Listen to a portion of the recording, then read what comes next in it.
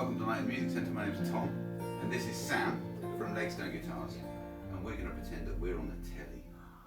I know, it's exciting, isn't it? Yes. I'm genuinely really excited today because you've brought with you a fan fret, Zero Coty. Now tell me the name of the model because I forget your model name. So this is an SL, which just stands for Small Lakestone.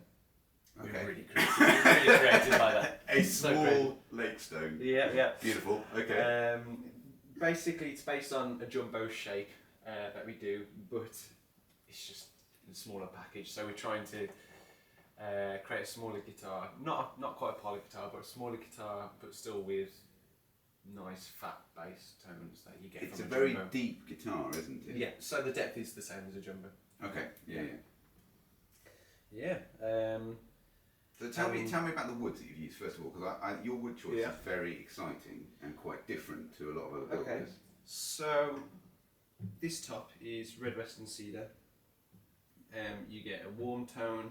Usually, it doesn't take long to break into it compared to spruce. It can take up to a year. So this one here is red western cedar. So this is ready to go out of the box, and I've got to keep hold of this and play it for a year before I'm allowed to. Before you start hearing the sweet spot coming out, I suppose. Yeah, it's terrible. Yeah, awful. Okay. Yeah. So in the back here we've got. I think we need to. You should hold the back up so you can go. see.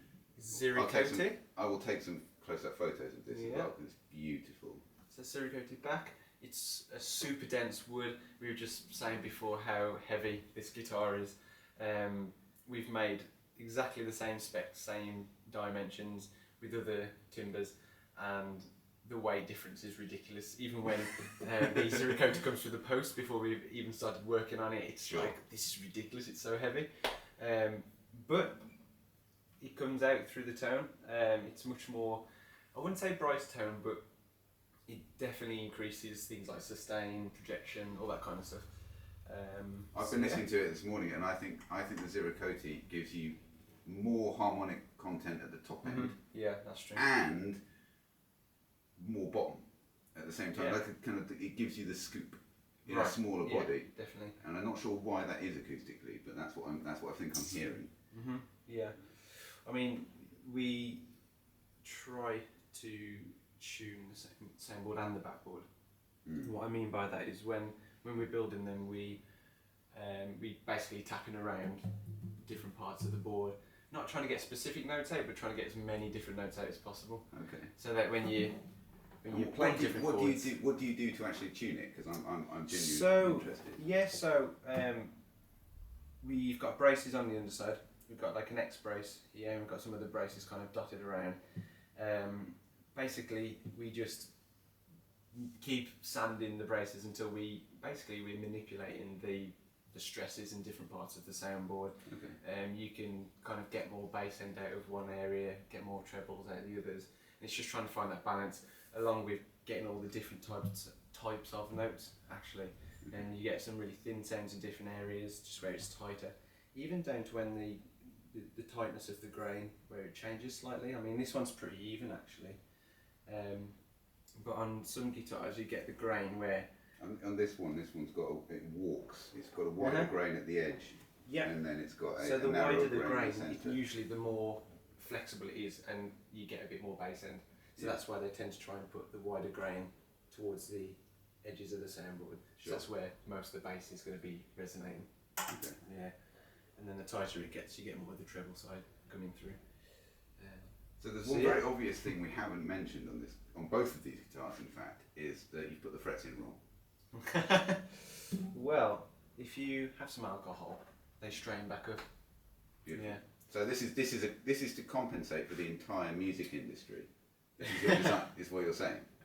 Well, you never know. You never know. So I reckon most people by now have come across a fan fret instrument. But for those of you who don't know what a fan fret instrument is, or have never played one, can you explain what you've done? Yes. So if you think of a grand piano or a harp, for example, the bass strings are always longer and they get shorter and shorter when you go towards the treble strings. Sure. The idea behind that is, for the bass notes, you want a longer scale length to keep that tension. so that this is great for going into low tunings and the string stays tight, stays strong, rather than going sloppy and then start buzzing everywhere sometimes. And overall, we found that, I mean, I guess it's just difference of opinion, but we personally find that you just get an overall better tone when you've got a bit more tension in. It tends to ring out longer as well, which again is great for harmonics and things like that. The treble side is shorter. It's even shorter than the average as well. So, so in the middle, we're roughly at a standard acoustic scale length. Roughly, yeah. And then we've got a longer bass side and a shorter treble side. Yeah. Here you get, because it's getting sloppier, less tension. It's actually a lot easier to bend, and we found as well that the trebles aren't so glassy. They're not so toppy. You actually get more like of a fatter tone out of the trebles and bell. You get that nice round, warm. Sure. Yeah. We love that kind of tone, so we try to aim for that. Agreed. And also each string has its own scale length as well. Yes. So intonation wise, we found again that intonation is a lot more sharper. So it's just really beneficial. Some people also say that it's easier to play. I mean, when you look at it first, you think it's going to be really difficult to play. Yeah.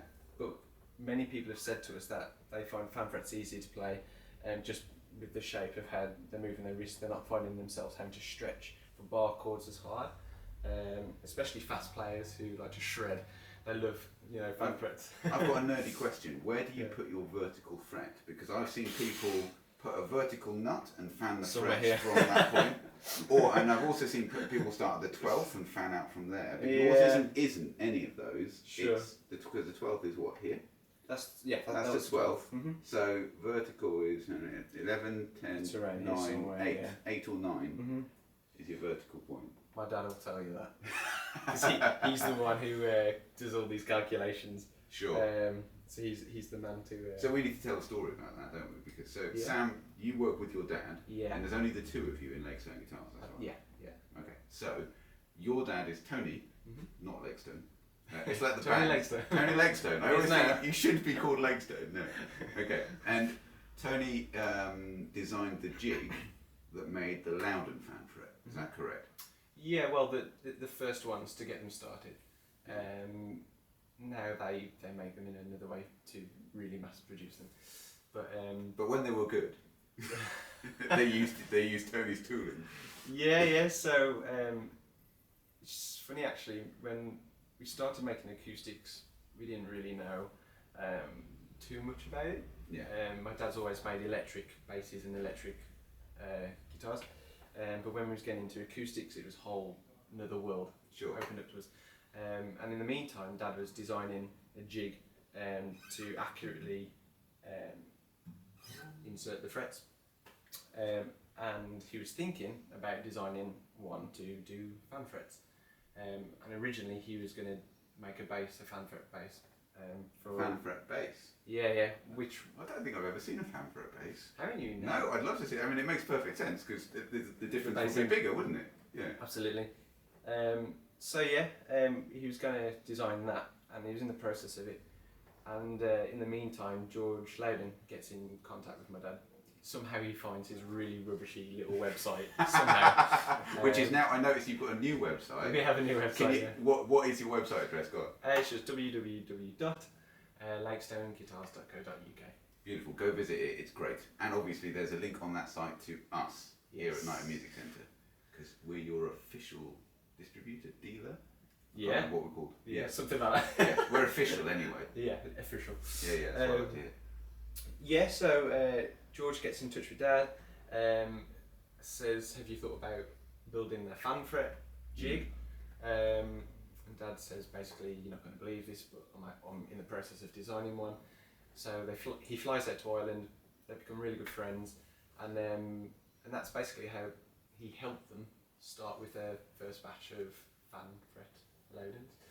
And then from there, he just carried on helping him with a bunch of other projects, basically. So what we're saying is this guitar here is the end of a process, and therefore an improvement on the Loudon fan fret design. Oh, I wouldn't say that. I wouldn't Yeah. say that. Our jig has improved over time. All right, fair enough. All right. But yeah, it's we still love the you, same George. measurements. It's okay. We love you. We sell you too. It's fine. Okay, tell me. So I want to hear this guitar. That's what I want to do. Yeah. Okay. And I also want to hear it compared to this. How does this guitar compare to this? Because it's actually got a different body shape, doesn't it? Yeah. So this is based on a jumbo size. This is our SL size. So this is a small Loudon. Small Loudon. Small Loudon. Small Lakestone. It's a small Lakestone. Yeah. And this Small is a Lakestone. jumbo. And this is so it's a JL. Yes. Right. Yeah. Okay. So on the top we've got Adirondack spruce, which is a completely tonal difference to the red Western Cedar. Should we do a comparison? Absolutely. Yeah. I can't. I think is it. What tuning are we in? I've got my two. I'm in standard. Yeah. Okay. So just an open E. So there's such a. Yeah, there is.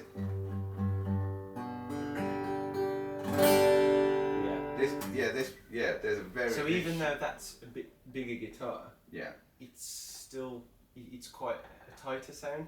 Yes, it is. And that's literally the Adirondack spruce. I'm having to play this harder than I would normally play. To get the.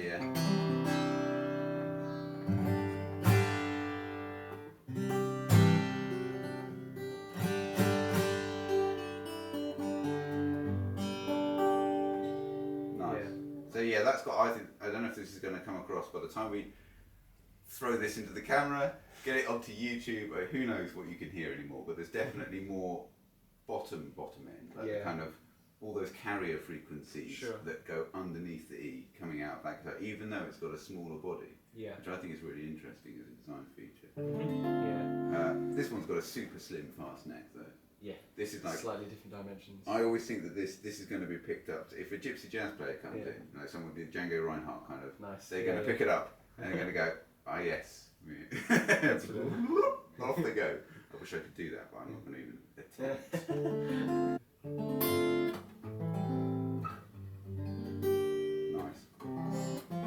Nice. I'd like to hear you play them because I think you're better at this than I am. What I'm going to do is I'm going to say thank you ever so much for coming. No worries. Thank you for dropping these off. Yeah.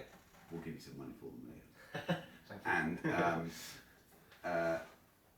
I'm going to